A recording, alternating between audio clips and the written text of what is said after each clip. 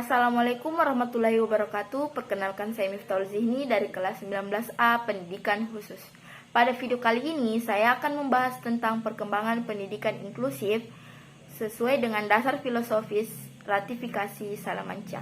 Untuk mengefisienkan waktu, langsung saja kita ke materinya. Memberikan pendidikan yang berkualitas untuk semua anak merupakan tantangan yang paling berat dan sekaligus merupakan isu yang sangat penting dalam dunia pendidikan. Menyadari hal ini, para praktisi pendidikan luar biasa menyelenggarakan konferensi pendidikan luar biasa atau Special Needs Education di Salamanca, Spanyol pada tahun 1994 yang menghasilkan pernyataan Salamanca atau Salamanca Statement. Dalam pernyataan inilah, pendidikan inklusif atau inclusive education mulai diperkenalkan secara meluas ke berbagai negara. Adapun beberapa isi dari pernyataan Salamanca yaitu sebagai berikut. Setiap anak mempunyai hak mendasar untuk memperoleh pendidikan dan harus diberi kesempatan untuk mencapai serta mempertahankan tingkat pengetahuan yang wajar. Setiap anak mempunyai karakteristik, minat, kemampuan, dan kebutuhan belajar yang berbeda-beda. Sistem pendidikan seyogyanya dirancang dan program pendidikan dilaksanakan dengan memperhatikan keanekaragaman karakteristik dan kebutuhan tersebut. Mereka yang menyandang kebutuhan pendidikan khusus harus memperoleh akses ke sekolah reguler yang harus mengakomodasi mereka dalam rangka pedagogi yang berpusat pada diri anak yang dapat memenuhi kebutuhan-kebutuhan tersebut. Sekolah reguler dengan orientasi inklusif tersebut merupakan alat yang paling efektif untuk memerangi sikap diskriminasi, menciptakan masyarakat yang ramah, membangun masyarakat yang inklusif, dan mencapai pendidikan bagi semua. Untuk secara lebih jauh, sekolah semacam ini akan memberikan pendidikan yang lebih efektif kepada mayoritas anak dan meningkatkan efisiensi dan pada akhirnya akan menurunkan biaya bagi seluruh sistem pendidikan. Memberi prioritas tertinggi pada pengambilan kebijakan dan penetapan anggaran untuk meningkatkan sistem pendidikannya agar dapat menginklusikan semua anak tanpa memandang perbedaan-perbedaan ataupun kesulitan-kesulitan individual mereka.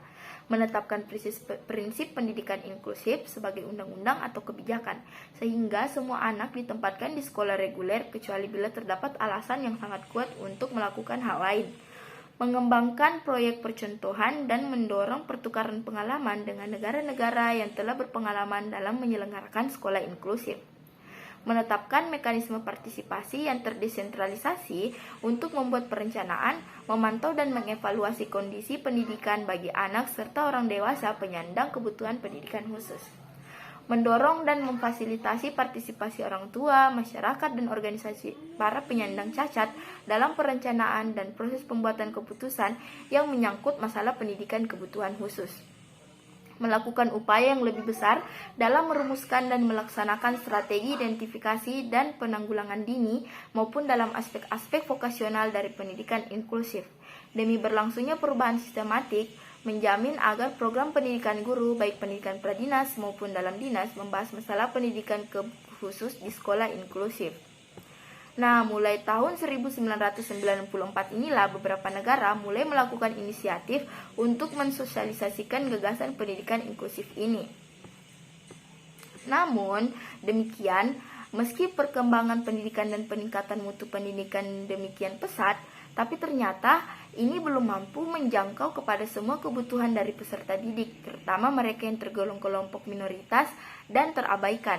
Program pendidikan bagi kelompok seperti ini biasanya dilakukan dalam setting yang terpisah, bahkan dalam institusi yang terpisah pula.